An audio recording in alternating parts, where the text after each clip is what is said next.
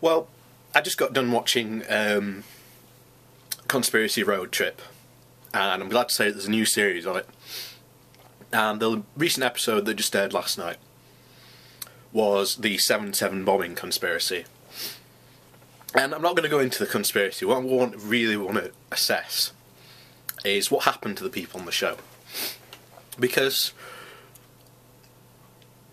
the guy that's doing it is exactly what I want to try and show to these people, to conspiracy theorists, that they're not thinking logically about the situation, or they're denying facts, or they're going on the internet and listening and talking to people that aren't experts in the field, that really don't know what they're talking about, which then themselves got that information from a wrong source, or are misquoting it, or thinking, oh, I think this giant coincidence is actually linked into this, which makes an entire spiderweb of a conspiracy theory.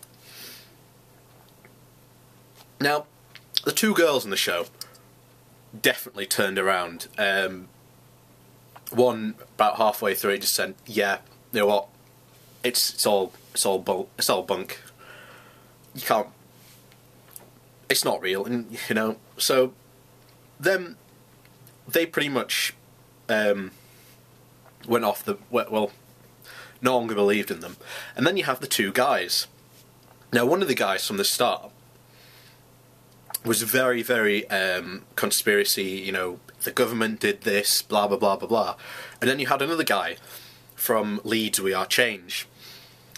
And instantly, I thought, these are the two people that weren't going to change. However, the guy that did change, well done to him, because he actually sat down and said, "You know what, I'm wrong. I've been listening to these things on the internet, which are blatantly wrong, and I haven't been logically thinking about it," which was, bravo. And then I can't remember what quote he said, but he absolutely encapsulated it. And then you had the guy from We Are Change. Now, if you know anything about We Are Change, I instantly knew for a fact he was not going to budge on his position. And he didn't budge on his position. Even after all these things that they've gone through on the programme were shown to him, it can happen, all about homemade explosives, the train times and all that. No, it happened. It was a conspiracy theory. Why? Because if he admitted that was not a conspiracy theory, that it just, it was an act of terrorism, it wasn't promoted by the government, it would distort his view.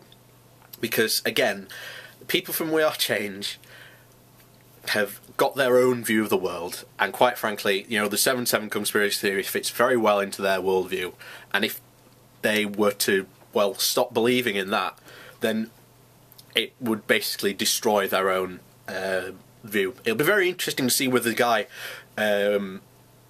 does come back later and say, "You know what, it's all bunk." Because they had a guy on last year, they did one about 9/11, and the guy on there later came back again. He was a big conspiracy theorist. Came back and said, "You know what, all conspiracy theorists are just bunk. I don't believe in them anymore." So that's the program, but that's exactly what I'm trying to do, to say to people, these conspiracy theories are all bunk.